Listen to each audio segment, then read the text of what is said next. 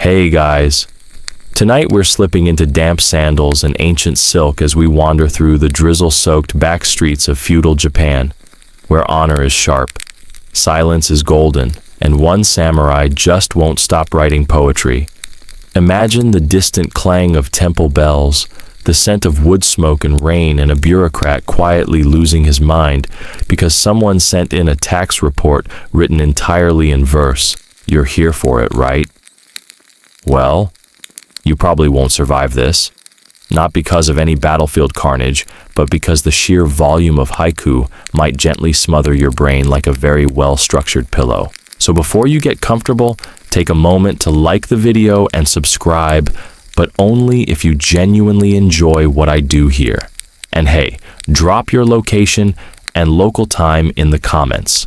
I love knowing where in the world you're dozing off from. Now dim the lights, maybe turn on a fan for that soft background hum, and let's ease into tonight's journey together. You trudge across a gravel path slick with last night's storm, your sandals making faint squelching noises that don't exactly scream dignity. It's the 17th century. Japan is stable, maybe too stable. The era of civil war has passed. The shogunate, that rigid top-down military government, has things on lockdown. And honestly, people are a little bored. That includes you, a mid-level scribe, reluctantly seconded to the office of warrior oversight. Yes, it's as thrilling as it sounds. You've been tasked with shadowing a samurai named Saito Gengo, a middle-ranking retainer in a minor clan known for their tea ceremonies, not their conquests. His file is thin, except for the odd note, possible subversive, or just extremely into seasons. You finally meet him during a regional muster. You're expecting a grizzled warrior. Instead, you find a slender man under a pine tree murmuring about the color of plum blossoms. He doesn't notice you until you cough, and even then he bows absently like he's still halfway inside his own metaphor. His armor is technically regulation, but there's a poem etched onto the left shoulder plate, something about morning dew. You think it's a joke? It is not. The local commander finds you later whispering with exhausted eyes. He rewrites his mission reports as Waka.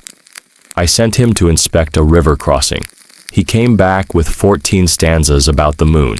It turns out Saito Gengo has a condition that no one in the samurai class quite knows how to diagnose: chronic overpoeticism. While most warriors of the Tokugawa period were expected to know a little poetry, it showed refinement, balance, harmony. There were limits. Saito, no limits. He drafts duty rosters in metaphor. He rebrands sick days as wilting cherry phases. Once, instead of requesting more rice, he submitted a haibun describing hunger as the echo of an empty drum beaten by cold wind. You begin to notice the little signs, the way other officers pause when he approaches, how his subordinates always bow too deeply, either in reverence or just to avoid eye contact. A junior archer confesses to you in hushed tones, "He made me write tanka before breakfast, said it would improve my aim." You try to explain this to your superior, who sighs through his nose and says, "At least he's not stealing." Then he adds, historians still argue whether he was brilliant or just extremely bored. Saito's family history is unremarkable. No famous duels, no heroic last stands. His father was a warehouse inspector who apparently once wept at a sunset and passed that vibe down like a family heirloom. Gengo's been trained as any samurai would be: martial arts, calligraphy, Chinese classics, but he latched onto verse like a limpet on a ship's hull. Can't shake it off. He tries to act normal. Really. You see him attempt to lead a drilling session, but halfway through shouting orders, he stops mid-sentence to stare at a crane flying overhead. Such stillness, he murmurs. A pause before the next breath. The troops shuffle awkwardly. One of them sneezes. No one moves for 5 full minutes. And yet he's not entirely incompetent. His records are complete if cryptic. His men are oddly loyal, probably because they don't want to hurt his feelings. And he's popular with a few local artists who show up at odd hours to drink tea and sigh meaningfully about fog. Still, the complaints pile up. not about misconduct. No, his crimes are aesthetic, excessive enjambment, refusal to use bullet points, annotating maps with seasonal observations. And there's the small matter of how he renamed 3 hills near the outpost based on emotional resonance rather than topography. We had to redraw the whole district map, one bureaucrat hisses. He's not malicious, he's just Gengo. You're assigned to stay with him for a full week and submit a report. What you produce ends up being 20 pages of bewildered ramblings, a few unintentionally lovely stanzas, and one sketch of a duck. And then, of course, there's the plum incident. Saito is asked to give a speech at a local shrine dedication. Instead of the expected prayer for harvests and protection, he recites a 42-line ode to a single plum tree.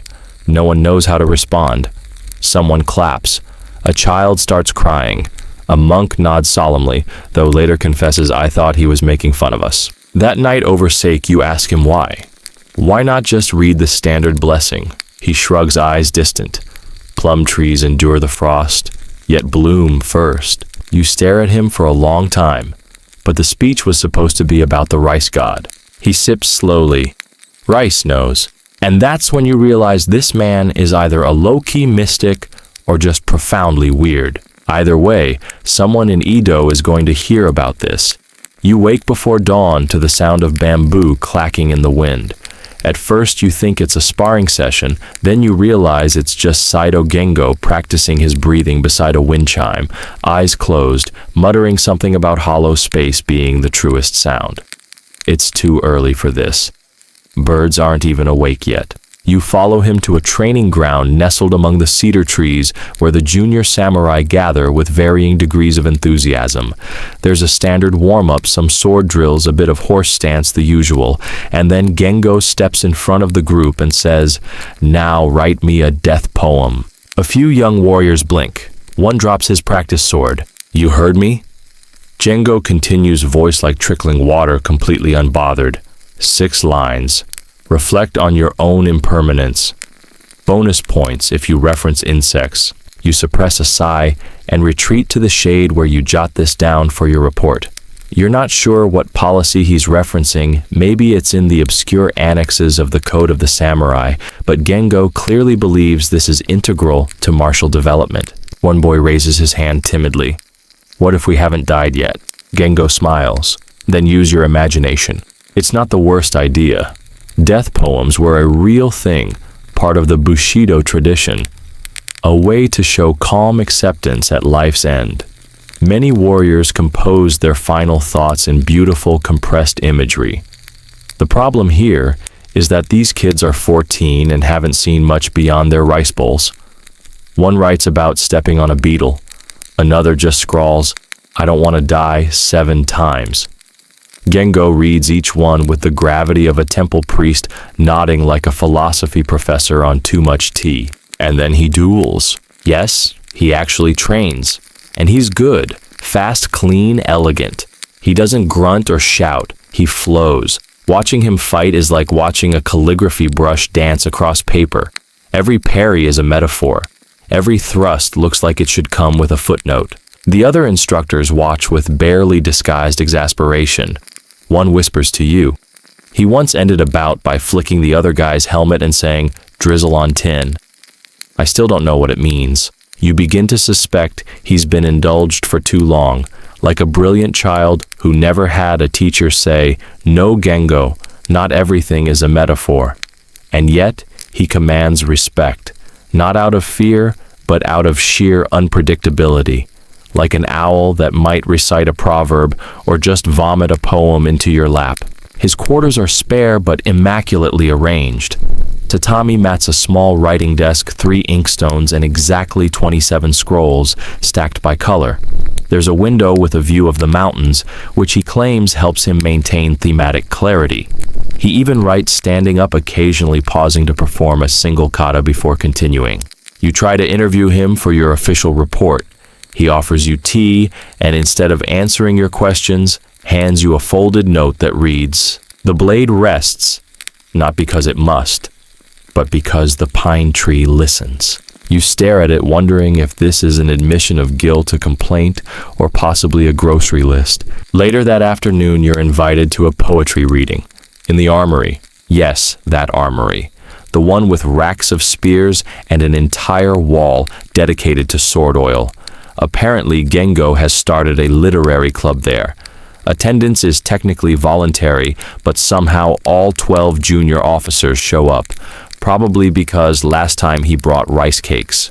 They take turns reading verses, some original, some old masters. You hear one young man whisper, "I joined for swordsmanship.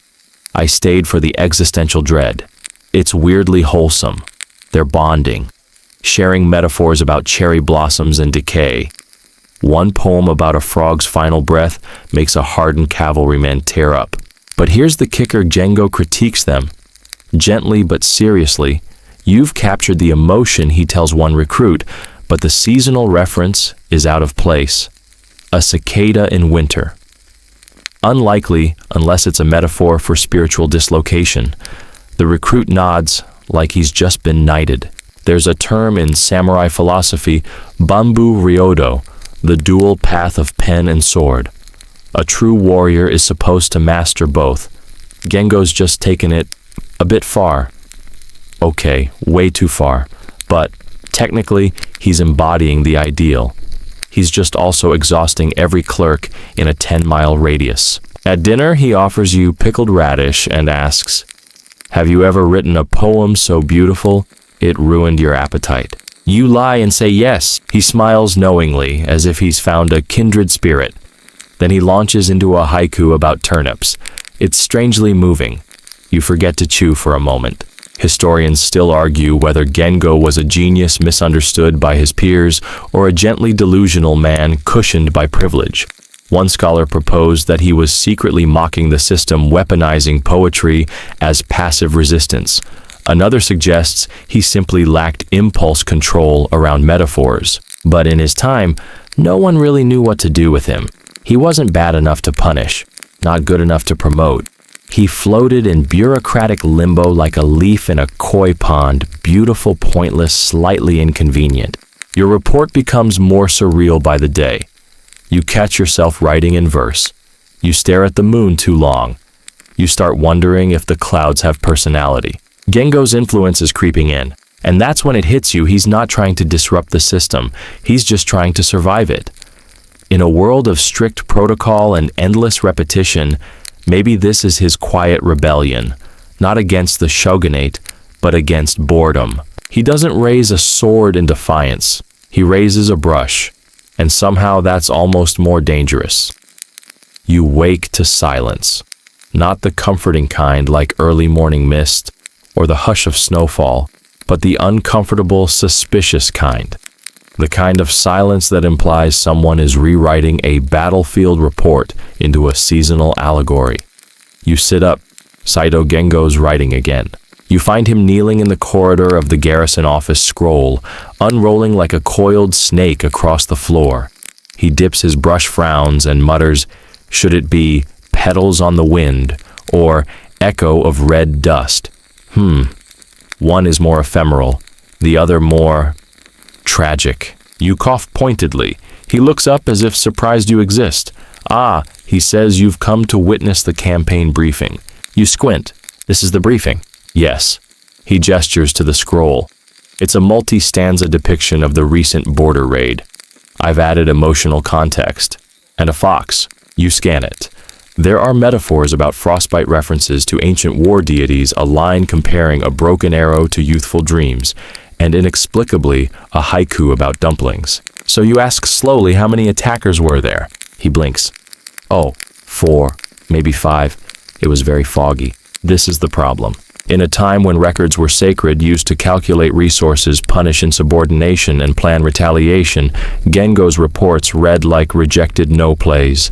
His most recent battlefield analysis concludes with the line, as dew vanishes so too the honor of man unless...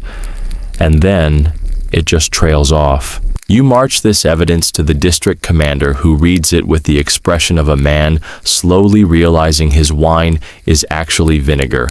Again, he mutters. This is the third one this month. One more, and I swear I'll send him to the northern watchtower. Is that a real punishment, you ask? Oh yes, he says grimly.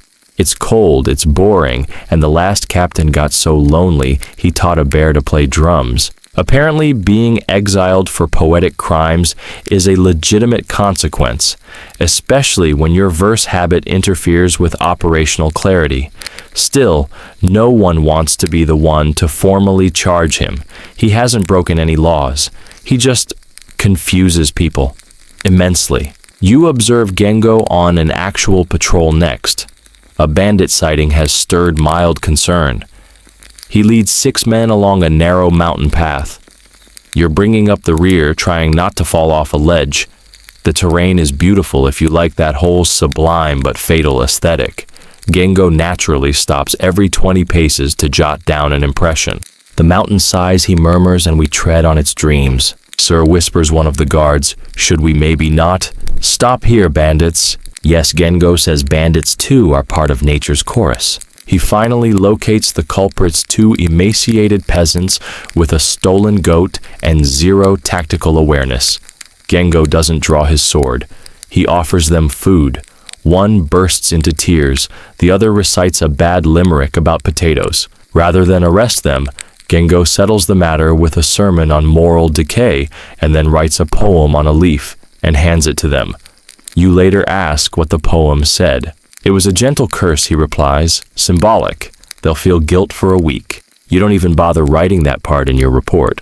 His behavior begins to split the garrison.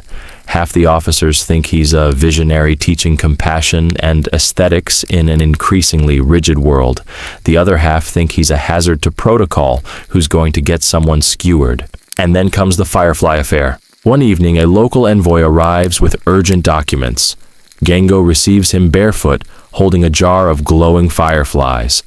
The messenger hands over the scrolls. Gengo nods, sets them aside, and spends 15 minutes explaining how the light of a firefly resembles the moment before a blade is drawn.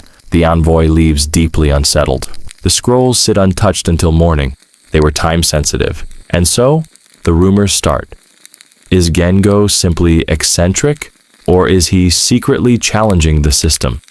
A few paranoid officers whisper that his verses might contain hidden messages, coded plans, or philosophical subversion. One particularly sweaty official declares, no one writes that much about clouds unless they're hiding something. Historians still argue whether this was paranoia or prescience. There's no hard proof that Gengo intended to undermine anything, but to a government built on precision and conformity, his ambiguity becomes a problem in itself. In response, headquarters sends a consultant, a stiff man named Ichimura, who travels with a portable abacus and visibly hates poetry. His job is to streamline communication flow, which means translate Gengo's nonsense into usable data. The first meeting is tense. Ichimura reads one of Gengo's scrolls and says flatly, "This is not a casualty report. This is a dream about koi fish and mud."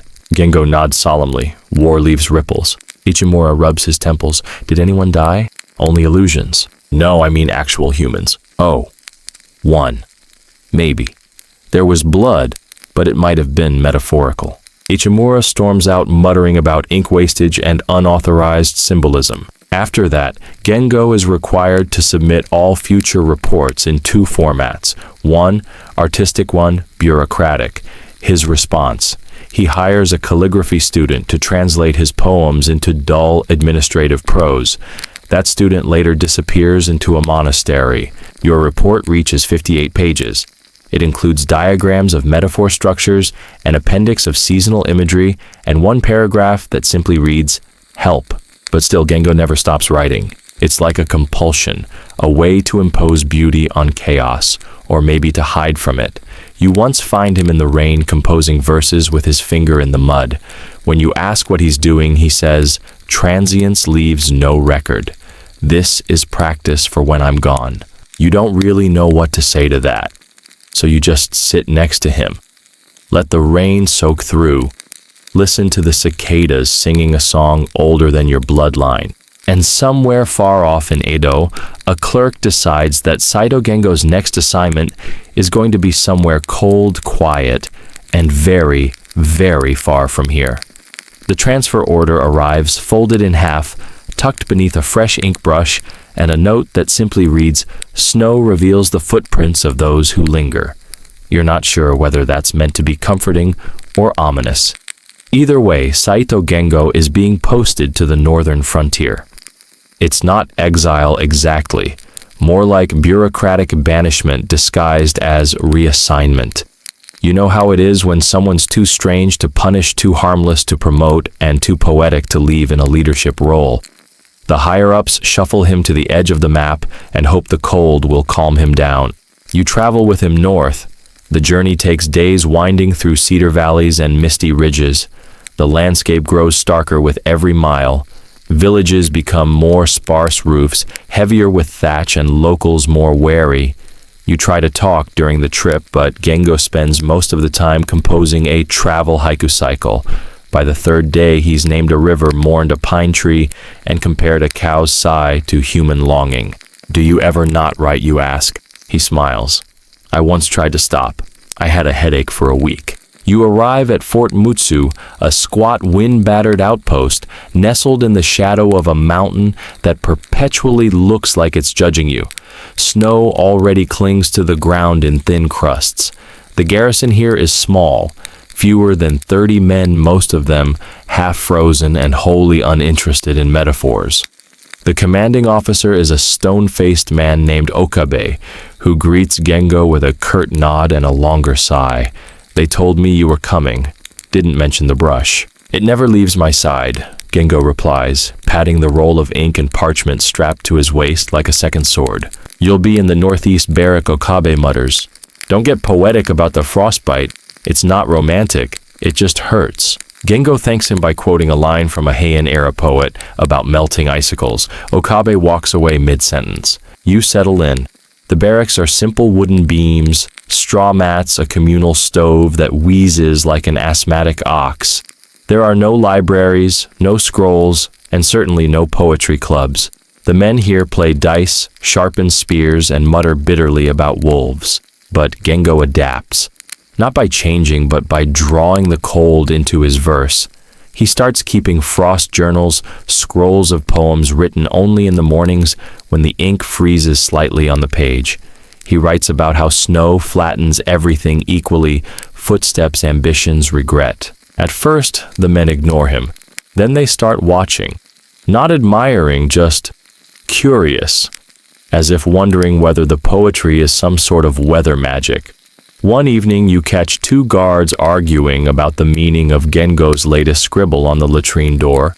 It simply read, "Even the wind has secrets." Maybe it means the commander's hiding something, one whispers. "No," says the other. "I think it's about beans." Over the next few weeks, something unexpected happens. The post becomes calmer. Fewer fights. Less yelling. The men begin to imitate Gengo in strange ways. One starts using metaphor in his patrol reports.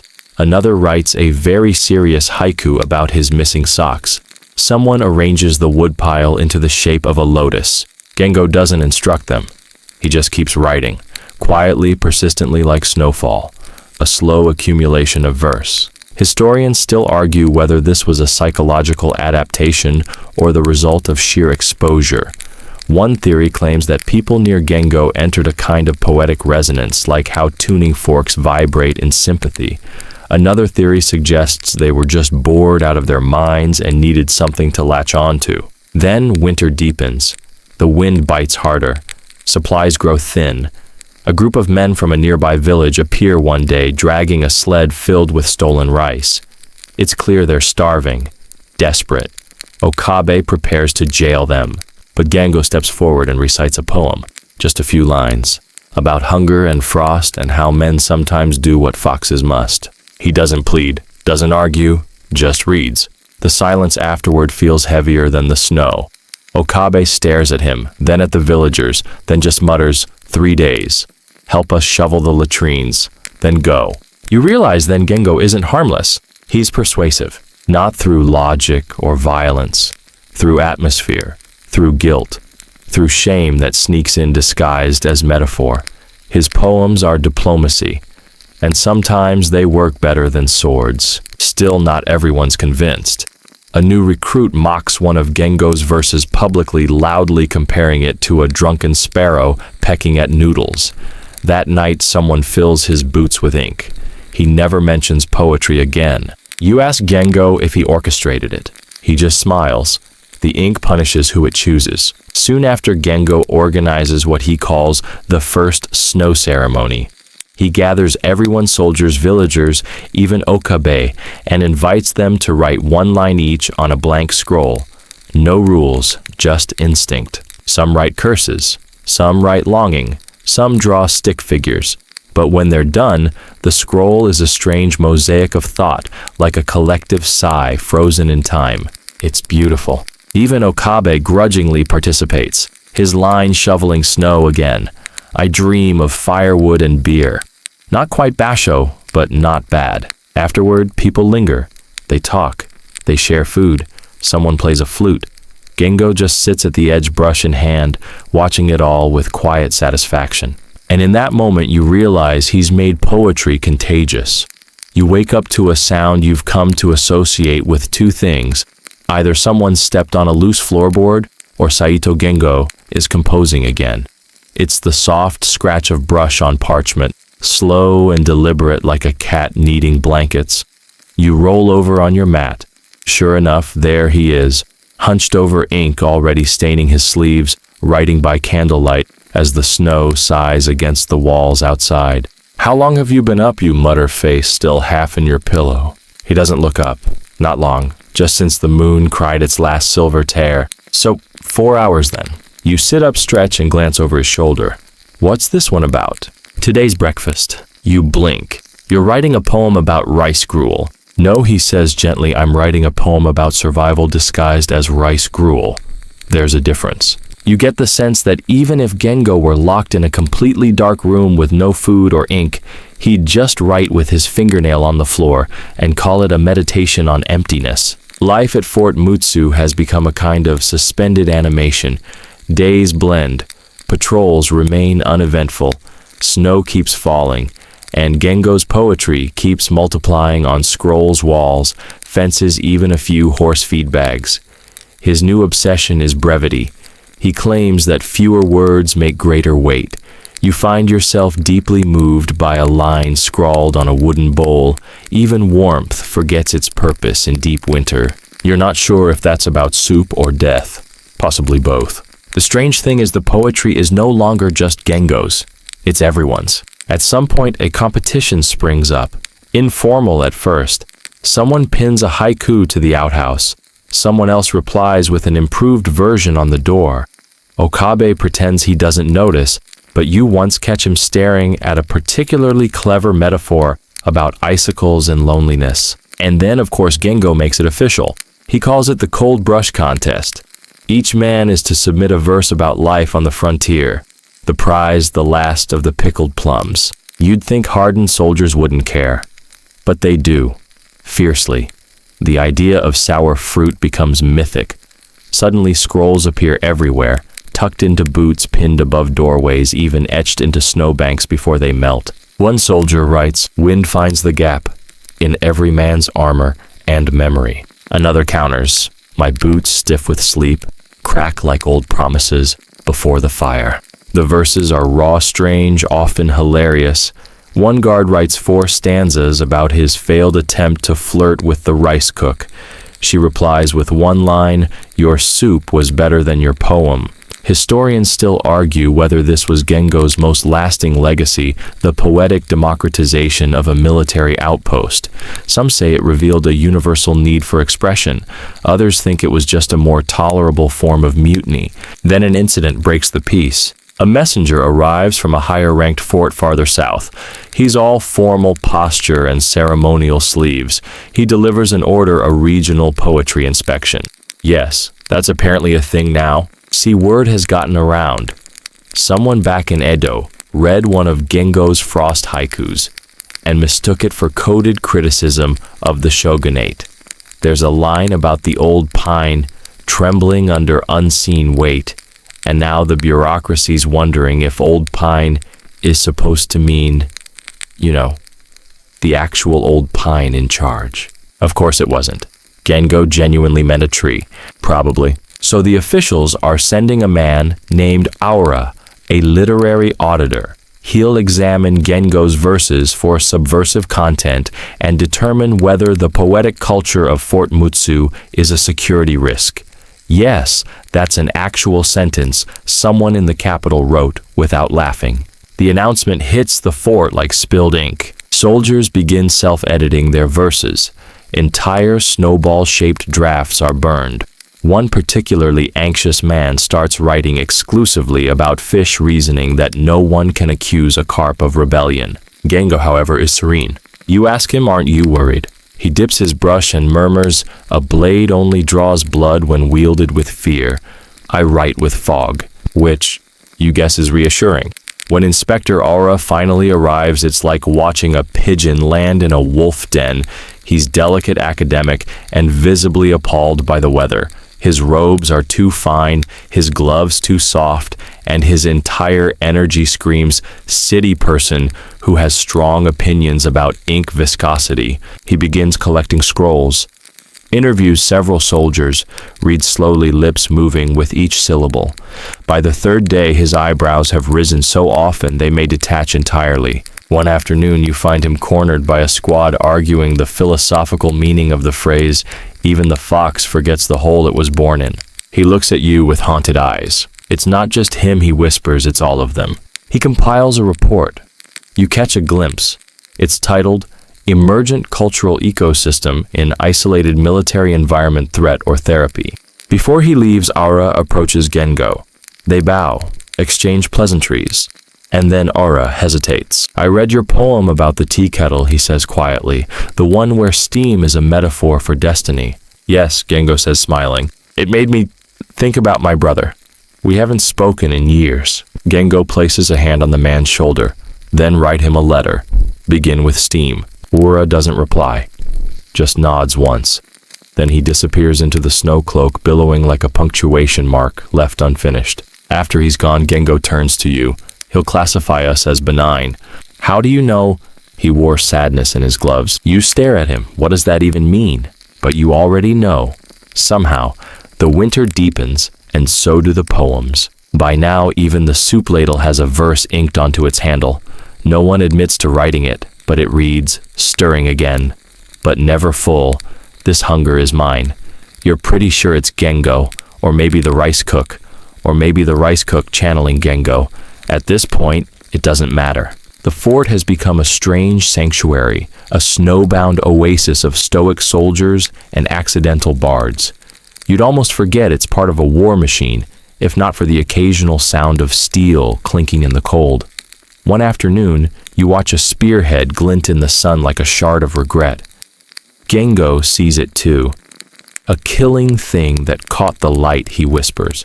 Briefly beautiful, mostly terrible. And then one day a letter arrives, sealed with red lacquer, crisp, official. Gengo receives it without emotion. He breaks the seal like it's a piece of old bread. You peer over his shoulder, and your breath fogs. It's an order. He's being recalled. Not punished, not demoted, but reassigned to an administrative post back in Edo. The shogunate wants him nearby, not too near the poets and not too far from the record books. It's the equivalent of putting a wildflower in a very clean, very dull vase. You're not surprised. The inspector's report clearly did its damage. It wasn't just about metaphors anymore. It was about influence. Because Gengo had begun to shift things, not with rebellion or violence, but with the slow cumulative erosion that happens when people start thinking differently. When men once known for brutality begin drafting stanzas on the backs of ration slips. The government prefers its swords sharp and its minds dull. Gengo folds the letter slowly. He doesn't protest. He just nods. What are you going to do, you ask? I'll go, he says. I always knew I wasn't meant to stay. But you changed this place. He smiles faintly. Snow does not stay. It merely shapes. So the farewell begins. Quietly at first. A few nods. One soldier carves Gengo's initials into the barracks wall, not in defiance, but reverence. The rice cook slips him a tiny pouch of tea leaves. The guards write a group haiku. Even the frost sighs when a quiet man departs, ink upon our hearts. It's not great, but it means everything. On the day of departure, Gengo wears his traveling robe. His brush kit is freshly cleaned, scrolls rolled tightly in his satchel. You walk with him to the gate.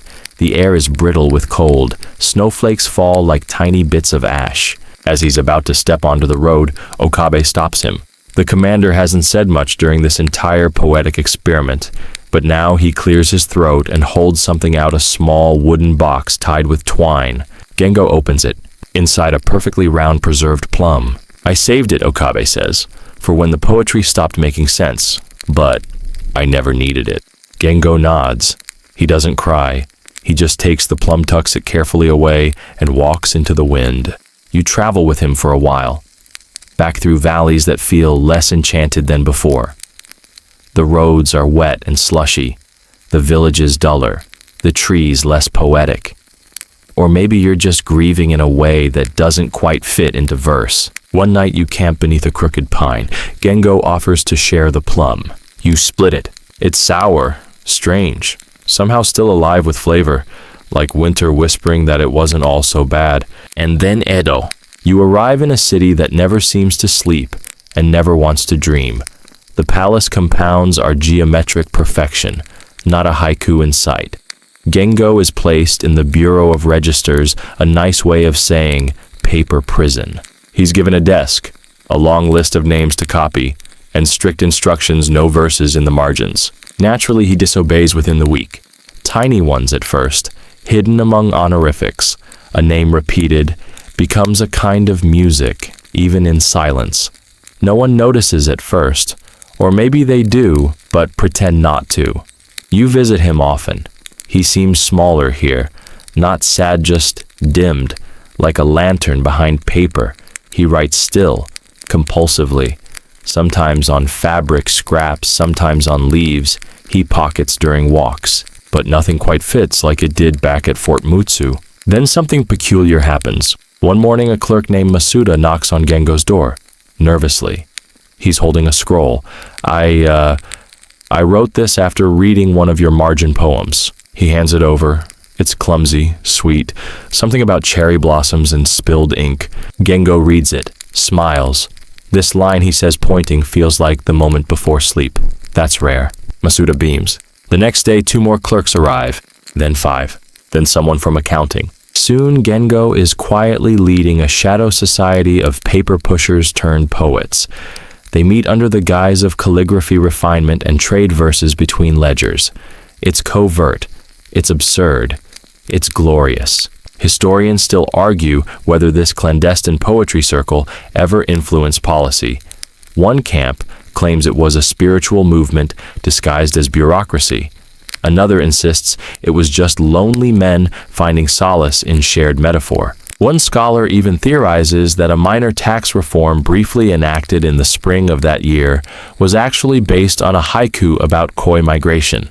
You like to think it's all true. Gengo never seeks promotion, never rebels outright, but he infects the system like lichen on stone, slow, soft, impossible to scrub off. And always he keeps writing, even if the page is a ledger, even if the ink dries crooked, even if no one reads it but the wind. You return to the fort eventually. Gengo insists you do. He calls it unfinished business, though it feels more like an unspoken promise. So after a long farewell and one last cup of incredibly weak tea, you make the trek back north. The journey feels shorter somehow, like the roads remember your footsteps. When you arrive, Fort Mutsu is still standing, a little more weathered, a little less poetic. The scrolls are gone. At first you think it's just the wind playing tricks. But no, there's not a single verse in sight. No poems etched into walls, no scraps pinned to fences. The outhouse is bare. Even the feed bags are blank. Okabe greets you with a grunt and a nod. He doesn't explain, doesn't need to. You know what happened. A purge, not of people of art, Orders came from above, clean the fort of unauthorized literature. Apparently, some samurai in Edo found a poem that sounded a bit too existential and flagged it as potential sedition, probably something about clouds. So the soldiers complied. They scrubbed, burned, erased. What once was a library of daily thoughts is now quiet, but not silent. There's still something in the air. A pause between footsteps, a faint echo in the snow. Like memory itself is resisting deletion. You bunk down in your old spot. It smells like smoke and damp wool. That night you dream of frost brushing against parchment. When you wake up, you find something unexpected. A verse, scratched into the underside of your mat. The fire is gone, but its warmth lingers still beneath the ash. You don't smile. You exhale. Because someone remembers, someone dared. Over the next few days, you start to see more. In careful places, hidden in seams, etched into spoons, inked faintly onto shirt hems. Django's influence wasn't erased, it just went underground. It's not just his work either. Others have begun again discreetly. The rice cook has returned to couplets. There's a new guard who speaks exclusively in verse on night patrol, claiming he's guarding the dream border. You find a snowball with a haiku inside it. You throw it and hit a tree, and for a moment you're absurdly proud. But the tone has shifted. The poems aren't whimsical anymore. They're sharper, quietly angry, or weary. One soldier writes, "They gave us swords, but not the words to sheath them." You keep a small notebook now, nothing extravagant, just fragments, observations. You write about the way Okabe sharpens his spear in silence, how the mountains feel heavier at dusk, and how even the icicles seem unsure about staying. Historians still argue whether this second wave of poetry was a form of protest or therapy. Maybe both. Maybe neither. Maybe just a way for humans to be slightly more than weapons. Then an event rocks the fort. A young recruit new to the region pens a poem that spreads faster than snowmelt. It's just 3 lines. The shogun sleeps, but we do not, even in dreams. The verse explodes like gunpowder in a room full of fuses. Copies appear everywhere. Someone paints it on the mess hall door. Someone else carves it into a tree trunk. A child in the nearby village recites it while skipping stones. It's anonymous and dangerous. When the officials hear of it, they're not amused. Another inspector is dispatched. Not a literary one this time. This one carries a sword and has no patience for metaphor. He arrives cold, grim, and thoroughly unimpressed by snow haiku. His name is Yamada. You can tell immediately he's not here to read. He interrogates the soldiers one by one, demands confessions, uses silence as a weapon. You watch as grown men fidget under his stare. No one breaks. No one names the author. It becomes a standoff. Between bureaucracy and verse, between sword and ink. Yamada grows frustrated. "You're protecting a criminal," he says to Okabe. The commander, to his credit, doesn't blink. "We're protecting a soldier." Yamada sneers, "One who writes rebellion." Okabe tilts his head, "Or maybe one who writes what he sees." Tension spikes. Everyone waits. You half expect someone to get executed for a 575 syllable pattern. But then something strange happens. Yamada finds a scroll tucked beneath his futon. It's addressed to him. He opens it, reads. You watch his face. There's no expression, just a long pause. He folds it carefully, then burns it with the oil lamp. He turns to Okabe. "I saw nothing," he says, "nothing worth reporting." And then he leaves. Historians still argue over that moment. What did the scroll say? Was it a threat? A confession? A perfect line that cracked something in Yamada's armor? No one knows. No one ever will. But after that day, the poems return openly, slowly. Not with fanfare, just resilience. Like wildflowers in a place they weren't supposed to grow. The fort returns to its rhythm. Watch rotations, meal rations, sword drills, and now poetry readings, unofficial of course, but deeply attended. You realize that something has shifted not just in Fort Mutsu, but in you. You used to think poetry was decoration. Now you know it's camouflage. It's resistance. It's a way to stay human in a place that often forgets what humanity feels like. And somewhere in Edo Gengo must know. Spring comes slowly to Fort Mutsu. It always does. The snow doesn't melt so much as surrender puddle by reluctant puddle. Icicles sigh off rooftops. The river thaws in lazy fits. You notice the first buds poking through the dirt like tiny fists daring the cold to try again. This is the season when the fort almost feels like it belongs to the earth again. Less war, more waiting. The guards swap heavy coats for lighter cloaks. Meals get less desperate. The rice doesn't crunch from frost anymore. You spend your mornings now wandering the edge of the training fields, listening, watching, gathering bits of poetry like breadcrumbs. A new recruit named Taki has taken to reciting her verses aloud during drills.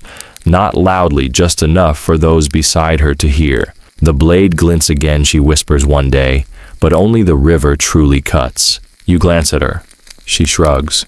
Just something I dreamed. You write it down. Of course you do, because ever since Gengo left, and ever since Yamada didn't do what he was sent to do, you've become something of a collector. Not a curator. A keeper. The difference is important. A curator organizes things. A keeper remembers them when no one else does. There's a small storeroom behind the mess hall rarely used. You've converted it piece by piece into a quiet library, not of books of fragments. Scrolls, scraps, etched bamboo preserved food wrappers with couplets scrawled on the back. It's a messy holy place. You keep the lamp low. You tie the scrolls loosely so they don't forget how to unroll. The poems come from everywhere now, not just soldiers. The cook's niece writes about plum trees. The blacksmith draws entire verses with soot and spit. A local merchant leaves a senryu about tax season folded in a jar of pickles. Historians still argue whether the fort ever became an official poetry haven, or if it just quietly transformed beneath the weight of shared grief and long winters. Some say it was a reaction to boredom. Others call it a cultural virus. But you know better. It's about endurance. Because by this point, everyone knows what happens to samurai who write too much. Word has spread of Gengo's reassignment, though the official story insists it was a reward. Everyone pretends to believe it, like you pretend not to know who carved the shogun dreams into a barracks beam with a spoon. One afternoon, Okabe finds you in the library. He doesn't speak at first, just stands in the doorway, eyes adjusting. You're bent over a faded cloth scrap, squinting at a faint ink line. Even my silence, he reads aloud. Where's a sword? You glance back. Found it in a boot. Okabe walks inside, kneels beside a stack, lifts a piece. This one, he says, is mine. You blink, really? He nods, a little embarrassed. Wrote it during the first frost. Thought it was stupid. But I had it on me when Yamada came. Slipped it into his room. You stare at him. You wrote the scroll. He nods again. I didn't plan to. It just felt necessary. You want to ask what it said, but something tells you not to. Instead, you say, I didn't know you wrote. Okabe runs a calloused hand over the pile. Neither did I. Not until it felt more dangerous not to. That night, you gather the soldiers for what they now call weather drills. Everyone knows it's poetry hour. They sit in a circle, cross-legged, some chewing dried fish, others fiddling with twine. One by one, they recite. Some repeat old favorites. Others bring fresh verses. A veteran speaks up for the first time in months. I no longer flinch at sudden snow, only at sudden silence. A recruit whispers, I came for glory, but found meaning in metaphor. You say nothing, just listen. Outside, the wind kicks up a slow, soft dusting of snow, like it can't decide whether to leave or settle in for a while. Later, after the others drift off to bunks, you stay behind to clean the floor. Someone's left a scroll tucked under a mat. It's fresh, still drying. If I die tomorrow, let them find ink in my blood, a poem half finished. You roll it up gently, add it to the collection. And for the first time in weeks, you allow yourself to wonder how long this fragile sanctuary can last. It's not cynicism, it's just a kind of practiced realism. You know too well how fast policies can change, how a single decree from Edo can erase a season of dreams. Historians still debate whether the government ever truly feared the poetry, or if it merely feared what poetry hinted at, thinking softness shared humanity. Weapons are predictable. Verses are not. One scholar even suggests that Gengo's punishment had less to do with content and more to do with charisma, that he had become too beloved and therefore too difficult to control. You imagine Gengo laughing at that scribbling, something like, "Better feared than adored. No thanks. I'll take tea and verse and sleep in peace. It's late now." You lie down on your mat, listen to the wind. You dream of Gengo, of course. You're walking beside him again through a garden this time, blossoms falling like burned paper. He's saying something about punctuation being an act of faith. You wake with the image still fresh and realize that someone has slipped a poem into your sleeve during the night. You don't read it right away. You just hold it and breathe. The poem in your sleeve turns out to be unsigned. You read it 3 times before folding it neatly and slipping it into the lining of your tunic close to your heart like a little paper talisman. It says, "We do not speak of what we feel because we feel it too much." That day, everything seems a little softer. The footsteps on the frost are muffled. The training shouts sound farther away. Even Okabe's barking orders come with the gentleness of a man who has once been undone by a sentence. You start noticing things again, small details that had been dulled by routine. A crack in the barrack ceiling shaped like a crane, the smell of fermented miso clinging to someone's sleeves, the sound of someone laughing behind the mess hall too late at night to be official. And more curiously, the arrival of a new presence at the fort, a scribe from Edo. He comes in unannounced, led by a courier who leaves as quickly as he arrived. The scribe is small, wiry, and absolutely miserable in the cold. He sneezes 6 times before breakfast and demands a private room with a brazier. Naturally, he's assigned to bunk with the quartermaster in the draftiest corner of the compound. His name is Minoru. He says he's here on behalf of the Historical Integrity Division, which is, you assume, just another department someone made up to justify paperwork. But Minoru insists that he's not here to investigate, he's here to preserve. He pulls out a lacquered box, opens it with great ceremony, and inside are inkstones, brushes, and what appears to be about 50 blank scrolls. "I'm here to collect accounts," he says. "Official ones, from all of you." The soldiers glance around. No one moves. You eye Minoru carefully. He looks harmless enough. His calluses are on his writing hand, not his sword arm. He wears his topknot like it came from a book of diagrams. But still, this is the kind of man who could undo a whole winter's worth of poetry with a single misinterpreted phrase. He clarifies not battle accounts, not troop movements, personal stories, reflections. "I've been sent to document the lives of those who serve at the edges." At first you think it's a trick, a trap wrapped in silk and bureaucracy. But Minoru seems sincere.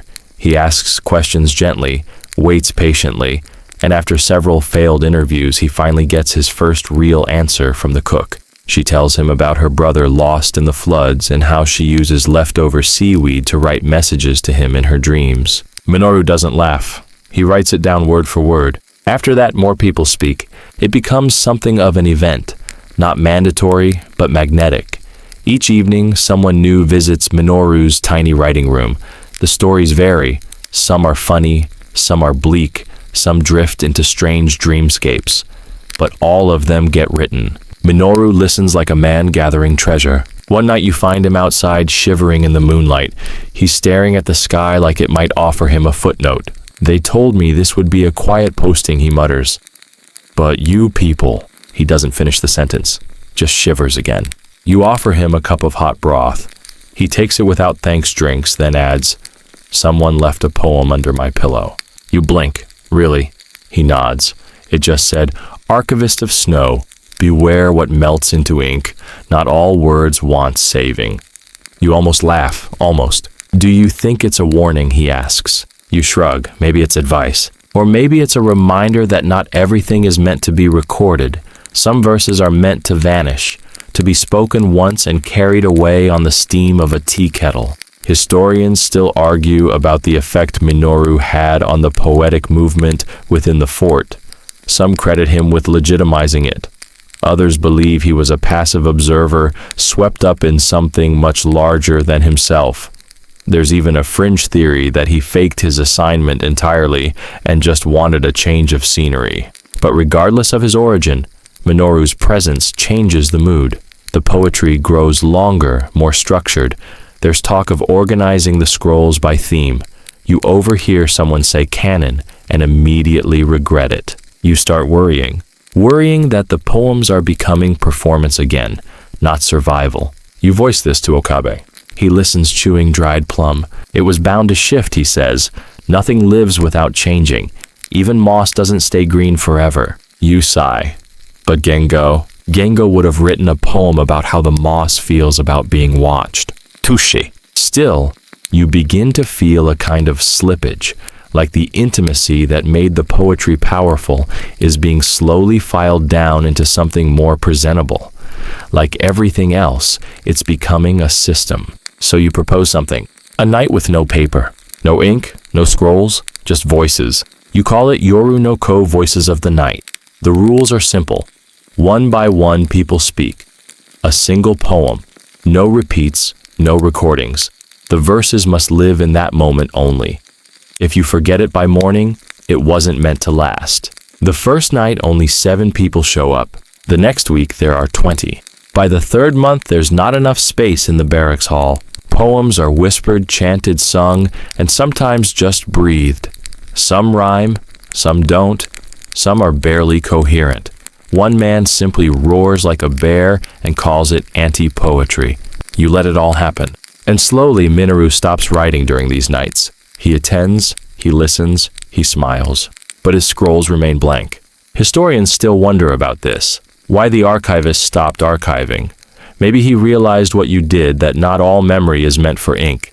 Some truths are heavier when carried, not recorded. Eventually, you slip your original poem, the very first one you ever wrote, into the brazier. You don't need it anymore, because it's inside you now, alongside dozens of others carried not in words but in breath.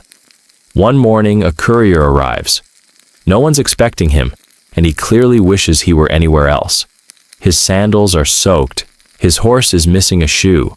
He's got the look of a man who's eaten one too many boiled turnips and not enough patience. He hands a sealed document to Okabe, mumbles something about urgent directive, then turns around and disappears into the mist without even accepting tea. That alone is enough to put everyone on edge. The seal is real. It bears the official insignia of the Bakufu pressed cleanly into dark red wax. No forgeries here. Okabe opens it slowly, like it might hiss. You and a few others gather quietly around him as he reads. His lips move as he follows the lines, then stop. He folds the letter, tucks it into his sleeve, and walks away without a word. You catch up with him in the courtyard, where he's staring up at the half-thawed eaves like they owe him answers. What did it say, you ask gently. He breathes out through his nose. They're sending a new inspector, he says. This one's not a poet. You blink, and this one has orders to root out ideological deviance. He turns to you, his face carefully blank. Poetry apparently counts. So there it is. The other boot, dropping hard on the tatami. You feel a chill despite the spring air. All those verses, all those voices, they've grown too loud. The fort once ignored and isolated has become something dangerous, visible. Historians still argue what triggered the crackdown. Some say a high-ranking official read a haiku that hit too close to home. Others blame a growing discomfort with softness among the warrior class. But the truth probably lies somewhere less poetic. Power doesn't like ambiguity. And poetry is nothing but ambiguity wrapped in metaphor, dipped in emotion. The next few days pass in a quiet panic.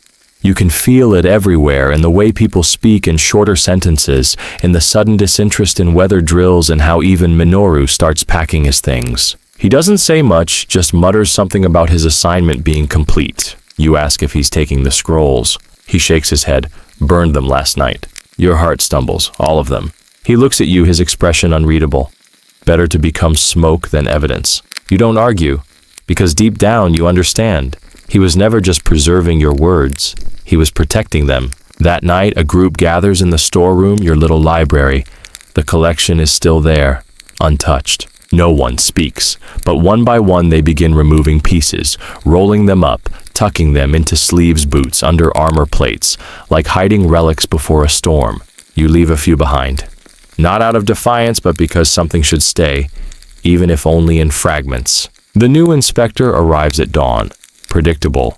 Officials always prefer the drama of an entrance when the sun's up and shadows can't hide secrets. He's tall, stiff, and wears his robes like he's afraid they'll wrinkle if he breathes.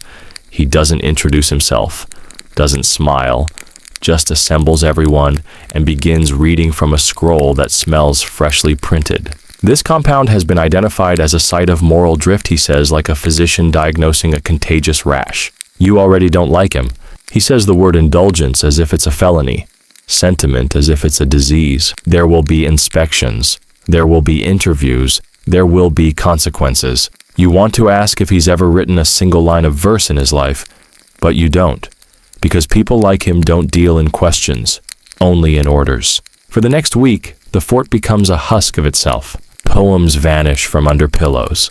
Voices fade. The evening circles disappear. Even Taki stops muttering couplets during sword forms. It's like the air itself has gone flat. You retreat into silence, not out of fear but to listen. One night you visit the old lookout post near the edge of the forest.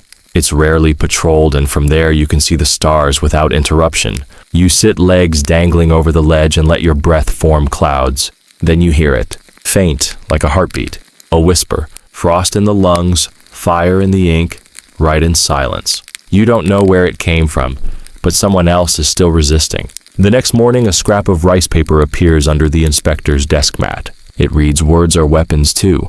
They just don't bleed." He posts a warning, declares ideological subversion will be punished as treason. You smile quietly. Historians still debate whether this was the moment the paper rebellion began. Most agree it wasn't organized. There was no leader, no manifesto, just a whisper campaign of verses that refused to die. They appeared everywhere, carved into firewood, hidden in bento boxes, tied into strands of horsehair, and slipped into saddlebags. The inspector grows increasingly paranoid. He searches quarters, interrogates soldiers, demands confessions. He finds nothing, because by now the poetry isn't on the paper anymore. It's in the cadence of how soldiers greet each other. It's in the rhythm of the footfalls on frozen mud. It's in the way Okabe gives orders calmly, clearly, like a spoken stanza. The inspector finally confronts you directly. Have you seen any seditious material? You look at him and say, only the orders that brought you here. He doesn't appreciate the joke, but he can't prove anything, because you've learned how to make poetry without leaving a trace, at least not one that ink can hold. The new inspector does not sleep well. You know this because you often see the lantern in his quarters burning through the night, casting twitchy shadows across the frost-glazed barracks. He started locking his door, an unusual move in a place where privacy is earned more through silence than keys. And yet somehow he still wakes to new verses pinned to the underside of his tea bowl. Even stone drinks do, if you leave it under moonlight. Poetry now has become a ghost. The more he tries to crush it, the more it floats weightless and defiant, like mist creeping back in after you've swept it away. You wonder one evening if the poems are even for the soldiers anymore. Maybe they're for him, a twisted kind of seduction, the fortress murmuring to its warden. And the thing is, you start to see him reading them, not just discarding, not just burning, reading, with the tight frown of a man deeply annoyed to feel something. Historians still can't agree on the inspector's transformation.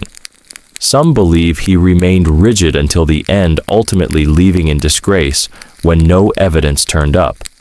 Others argue that the very poetry he sought to eliminate slowly infected him.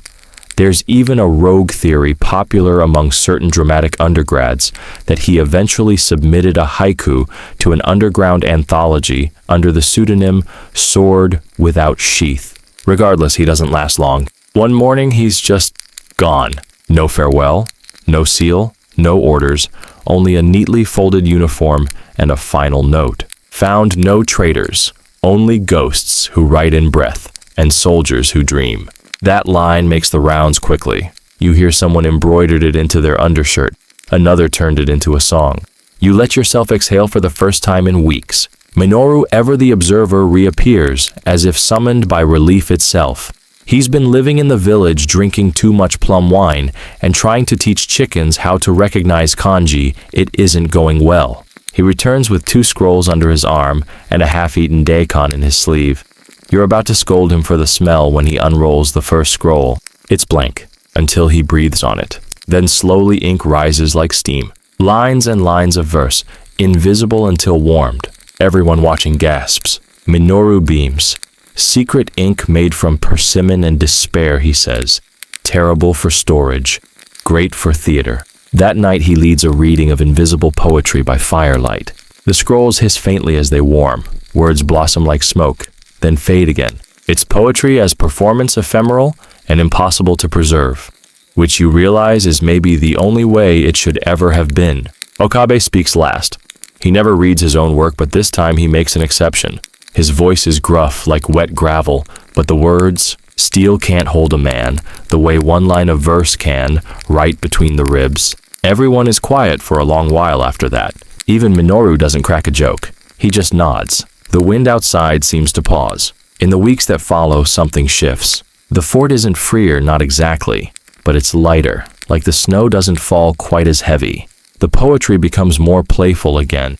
Someone starts composing couplets entirely about pickled radish. Another makes a series of limericks so bad they loop back around to brilliant. Even the routines feel easier. Sword drills are sharper. Meals taste less like boiled sadness. You notice a soldier brushing snow off a post with a kind of reverence, as if clearing a space for a metaphor. You realize that no matter what the Bakufu declares, the poetry has already won, not because it overthrew anything, but because it made staying bearable. And survival, quiet, stubborn survival, is the most radical act of all. There's still a kind of danger, of course. No one talks openly about publishing. No anthologies are planned. But late at night, you catch glimpses of folded verses tucked into belt loops, of brush marks on the underside of armor. It's there, living.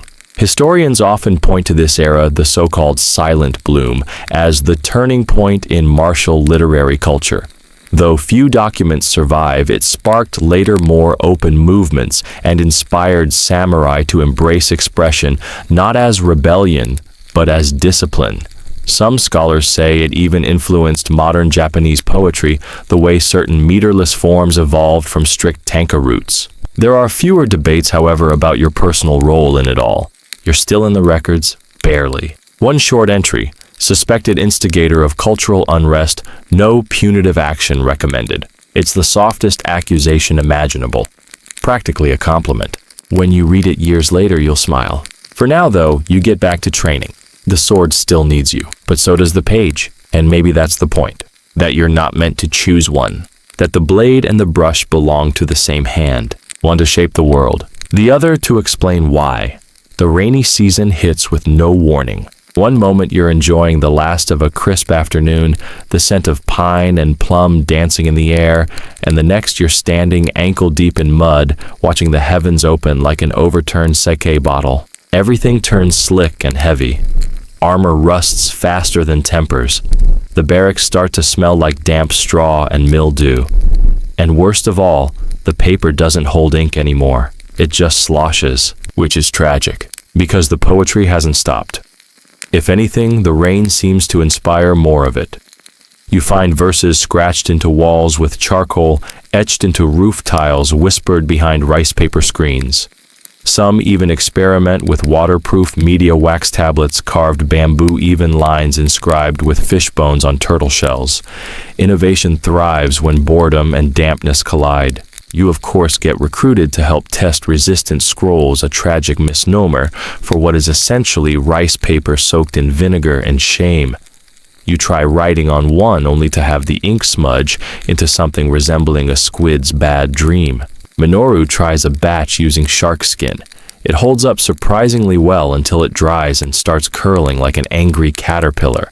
Historians still laugh at the so-called Moist Poet Society, a nickname preserved in only one footnote, but whispered with affection among literature professors. It was during this absurdly damp time that form and content danced together. Metaphors of water melting, rain, and drowning flooded the collective imagination.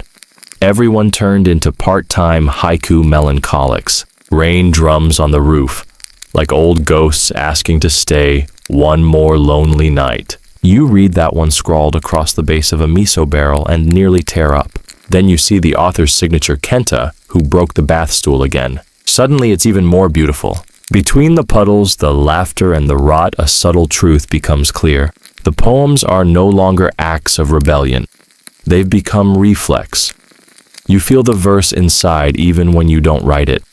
You walk past a wet cherry blossom stuck to the gate and compose 5 imaginary lines in your head without thinking. You overhear 2 soldiers arguing about whether a metaphor is too obvious, and you smile because that's the kind of argument people only have when things feel safer. Even Okabe has softened just a little. You catch him pausing during morning inspections, peering at graffiti near the mess hall, then walking away with a very specific smirk. The kind a man wears when he recognizes himself in the punchline. No one gets arrested for writing anymore, but no one brags either. The balance holds. Then one afternoon the postboy returns. Same poor fellow from before, still missing a boot, still allergic to eye contact. He hands off another sealed letter and immediately asks if he can have some soup and a nap before heading back. You don't blame him. The road's worse in the rain. This time the seal is different. A regional crest, not central Bakufu. Okabe reads it, then frowns. Inspection unit dissolved, he says aloud. We're being reassigned. Everyone stiffens. He continues, our outpost is to be converted. Reduced in strategic importance, which is a flowery way of saying you're being forgotten again. You ask what's replacing you. He shrugs. Nothing probably. Maybe a storehouse. Maybe nothing at all. The fort goes quiet again, but this time it's not fear. It's grief. Because despite the mildew and monotony and that one haunted teapot no one talks about anymore, this place has become home. Not just a place where you served, a place where you became. The orders are straightforward. Dismantle all unnecessary armaments, burn excess documents, and prepare to transfer personnel. But you're not excess. You're still here, and so are the poems. So the night before decommission, you do something reckless. You host one final poetry circle. Not hidden, not whispered, open. A brazier glows warm in the central courtyard. Lanterns flicker. Rain patters on the eaves, gentle this time like applause from the gods. Everyone shows up, even Okabe. Especially Okabe. Minoru acts as master of ceremonies, wearing a crushed flower pot as a hat and wielding a ladle like a scepter. Each soldier shares one line, just one. Some are hilarious, some sting like winter wind, some don't make sense at all, possibly on purpose. You recite yours last. The sword taught me fear, but the pen gave me the shape of what survived it. There's a pause after. No applause, no jokes, just breath, rain, and warmth. Historians call it the last night at the Northern Keep. Most think it's legend. After all, no physical records survive, just oral tradition, a single anonymous mention in a faded diary, and a haiku scratched into the side of an old traveler's bell. Ink on empty walls, the fortress remembers you, in echoes of verse. The next morning, you pack what's yours. You leave behind what isn't. Some of the older scrolls are buried in a dry part of the storage cellar. You mark the spot with a blade notch on a floorboard, just in case someone someday needs to remember. Okabe gives one last order. Walk slowly. Don't look back. Naturally, you look back anyway, because you're not that obedient. And you swear for just a moment you see the faint shimmer of verses on the wind. Words too light to anchor, too stubborn to vanish. You step forward into your next post carrying little more than your uniform, your blade, and your voice. The poems stay, and you realize that's enough. They'll take care of this place now. Long after you're gone, you don't expect to miss it as much as you do. The Northern Keep wasn't glamorous. It wasn't even comfortable. But the silence of its halls, the way the wind wound around its corners, the rhythm of its routine, it seeped into your bones. Now stationed far to the south in a bustling coastal outpost, you're surrounded by noise. Boats creak in the harbor. Fishmongers shout prices that sound like threats. Everything smells like salt and ambition. Even the rain hits differently here, warm and heavy, like a drunk relative leaning on your shoulder. You share quarters with a man named Daigo who snores like he's drowning on purpose. The soldiers here are younger, eager, clean uniforms, fresh swords, smug optimism. You try to tell them about snow that writes sonnets and scrolls that only appear when you exhale, but they just nod politely and go back to bragging about sparring scores. So naturally, you write again. This time you keep it folded inside your chest armor. A simple verse. The fort fades from maps, but still hums beneath my ribs like a second heart. It feels like contraband. But there's no crackdown here. Just indifference. That might be worse. You try once, just once, to organize a poetry reading in the mess hall. It goes poorly. One soldier brings a limerick about a duck with poor judgment. Another recites an epic about a fish he once wrestled. When you suggest brevity might be more powerful, they tell you you're just bitter. Your metaphors don't have more sword fights in them. You don't try again. Instead, you start leaving poems in strange places. Tucked into the sleeves of uniforms during laundry duty, carved faintly into the underside of stair treads, written on slips of dried kelp, and rolled into the scrolls used for ceremonial prayers. Historians still argue whether this was the beginning of the saltwater school, a name found in later naval archives attributed to a mysterious literary movement among coastal samurai. Some claim it was purely metaphorical. Others believe it began with a single, relocated poet-soldier determined to keep the ink flowing. Either way, it spreads. Not fast, not loudly, but like tidewater seeping under a door. You hear rumors months later of a lieutenant in a different outpost who opens briefings with a haiku, of a regiment that communicates strategy through layered metaphors to confuse enemy spies, of one particularly elegant suicide note left by a deserter that's still debated for its use of enjambment. You begin to see something new taking root.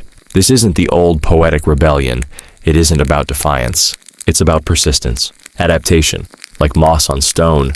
Minoru writes to you, of course he does. His letter is on paper made from crushed seaweed and smells faintly like regret and pickled ginger. He's gone west, started a tea house for traveling poets. Business is terrible, but the gossip is rich. Okabe sent me a riddle, he adds. 3 lines, entirely metaphorical. I think it's about mortality, or his horse. Hard to say. You smile as you read it. There's comfort in knowing the others are still orbiting somewhere, still scribbling, still shaping the invisible. You start keeping a new journal, not for duty, not for regulation, just for fragments. A line here, a phrase there. It's undisciplined, messy, full of half-finished thoughts and suspicious metaphors. One page simply reads, "What does a wave remember when it collapses?" Another has a doodle of a crab with a tiny sword. You don't know where it's going, but you keep writing. Then one day, a younger soldier finds your notebook. You catch him reading it under his blanket eyes, wide lips moving as he sounds out each line. You expect mockery. Instead, he looks up and asks, "Can I try one?" He hands you his first attempt later that night.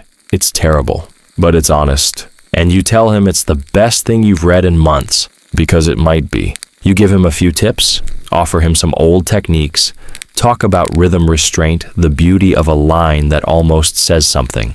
He tells 2 others, and then there are 3. By the end of the month 7, they meet in secret, even though no one's watching. There's something thrilling about the ritual, the hush, the sharing, the risk that isn't really a risk anymore, but still feels like one. And just like that, you're back in the middle of something. A quiet movement born not of protest, but of longing. Not for change, but for connection. Historians might dismiss these years as creatively dormant and in-between time with no major literary developments. But they miss the texture, the small echoes, the places where poetry curled up to sleep, not die, where it whispered waiting, and where you listened. Late at night, you reread the line you wrote before you left the keep. The fort fades from maps, and you smile, because the map was never the point. The mark was made elsewhere. Ink doesn't need borders. It just needs breath. Years pass. You stop counting after the 6th spring that brings no cherry blossoms, only gulls, and the ceaseless whisper of salt wind across your barracks windows. The young ones call you sensei now, though you never asked for the title. They do it partly out of respect and partly because your knees sound like a bundle of dry reeds every time you stand up. You've become something of a curiosity, a walking relic. The poet who never stopped. New recruits come in with eyes full of ambition. Blades, sharp hearts, sharper. You teach them drills formations, the best way to swing a blade without losing balance or dignity. But every now and then, if the evening feels just right, you sneak in a metaphor. Strike like a brushstroke, you whisper to a confused 16-year-old. Precise, intentional, and with the understanding that it may never be seen again. They stare blankly, then try it, and you swear it looks better. The poetry group now just called The Circle still meets. Only now it's bigger than you ever meant it to be. Entire evenings vanish into verse laughter, gentle critiques, and the occasional existential crisis sparked by an especially poignant syllable. One night someone brings out a scroll, old, frayed at the edges. You recognize the style, the handwriting. It's one of yours somehow preserved, maybe smuggled out, maybe recopied. You don't say anything, just listen as someone reads it aloud gently, and you think this is what survival feels like. Not loud, not triumphant, but present, persistent, like breath fogging a window in winter. You hear rumors more frequent now of other forts where poetry has quietly become part of military life. Not officially, of course, but whispered, passed hand to hand, written inside armor, tattooed under sleeves.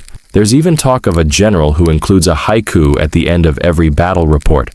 No one dares correct him.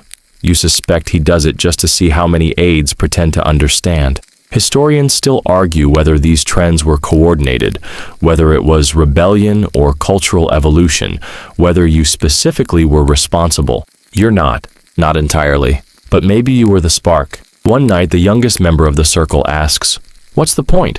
You blink. In general, no. Of writing, of verse. If nothing changes, if no one listens. You sit with that for a moment, because it's a fair question.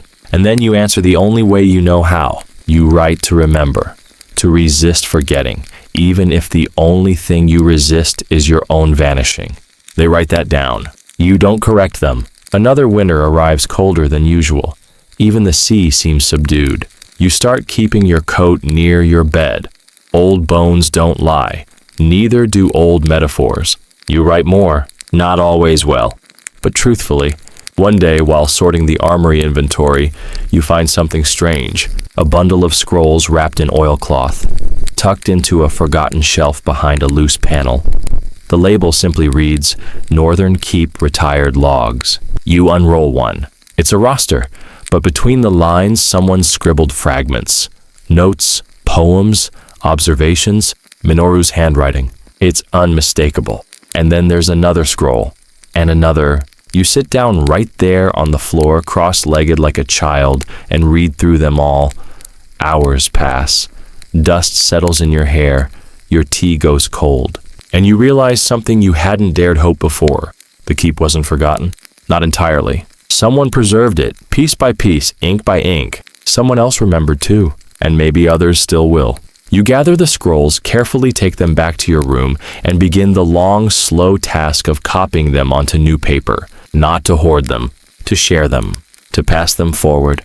You call them the Rain Collection, because that's what it felt like. Words gathered slowly, gently, drop by drop, until something precious formed. They spread again, this time without you having to push. And with every shared verse, every reinterpreted line, every botched metaphor that somehow still lands something in you quiets, not stops, just settles, like silt at the bottom of a calm river.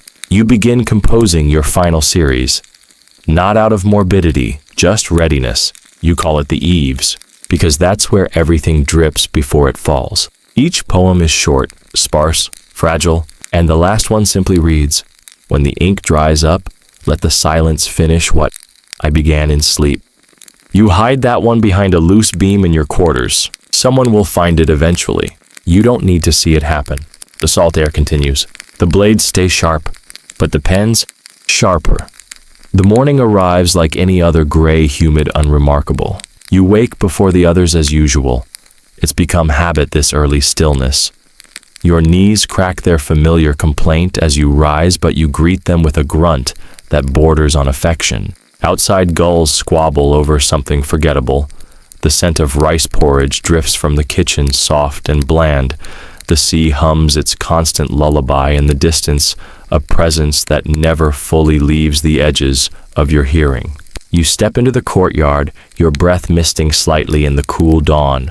You move slowly now, but deliberately. Each step is chosen, each action performed like the closing of a book. A junior soldier, barely past his 17th birthday, approaches you awkwardly with a folded note. For you, he says, from someone in the southern garrison. The seal is broken. He's already read it. They always do. You don't mind. It's a poem, a thank you, a tribute from someone you've never met. Someone whose cousin trained under a friend of a man who once attended a circle reading 3 years ago. That's how far the ripple has reached. Ink carries. You chuckle quietly. And then with a surprising amount of effort, you decide to do something you haven't done in years. You write back. The poem you send is nothing special, but it's enough. That night a storm comes in. Not a dangerous one, just enough to shake the windows and bring out that particular scent: wet wood, ink, and iron.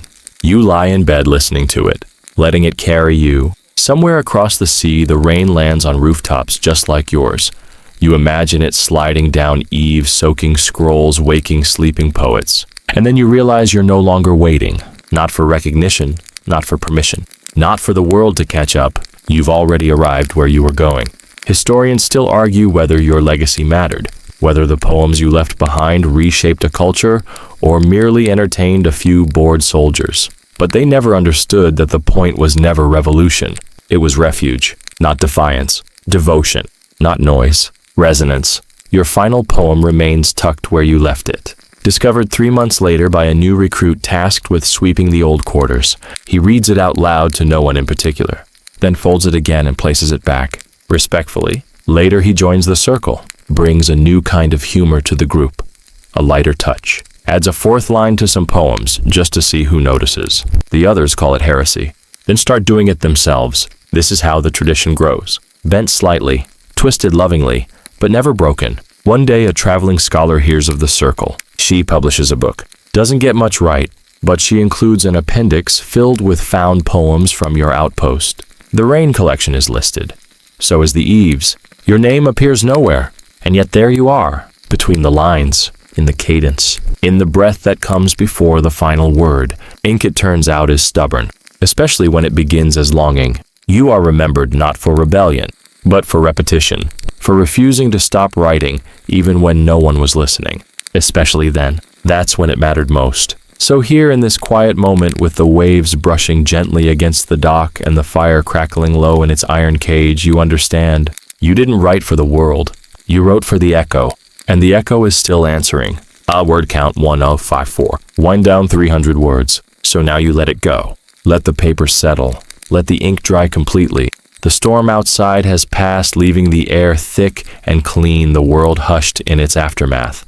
The waves are quieter now, barely brushing the shore like a sigh against your earlobe. The wind no longer bites but strokes gently, tugging at the curtains in long, unhurried movements. You lie back, feet wrapped in old wool shoulders, relaxed into the creak of your sleeping mat. The room smells of soot sea and something faintly floral. Maybe someone left incense burning, or maybe it's just memory. The silence isn't empty, it's full. Of all the things you've written, of all the things left unwritten too. The whispers that never made it to parchment, that stayed behind your teeth or beneath your breath, still count, still hum, and that's the gift. You don't need applause, just this stillness, ink breath. So you breathe in deep and slow. You breathe out softer still. Let your limbs grow heavy. Let your chest fall into rhythm. Let that last little verse, the one you never told anyone, loop quietly through your thoughts like the final line of a song whose title you forgot but which always lulled you home. Tonight there are no battles, no cold courtyards, just warmth, just rest, just the sound of rain. On the eaves, drip, drip, drip. And if you're still here quietly breathing with me in the dark, thank you. You've traveled through misty forts and salt-stained barracks, listened to silent poems etched in fading ink, and drifted through one samurai's strange, sleepy rebellion against the ordinary. And maybe, just maybe, you've carried something with you, a line of feeling, or just the idea that softness doesn't need permission. Poetry doesn't always change the world. Sometimes it just reminds us we're still in it, and that can be enough. So whenever you feel small or unheard or just quietly out of place, remember the old warrior who wrote through winter, who folded poems like secrets and left ink trails for others to find. And maybe write something yourself, even if no one sees it, especially if no one sees it. Sleep deeply tonight, dream gently, and let the quiet carry you. Sweetest dreams.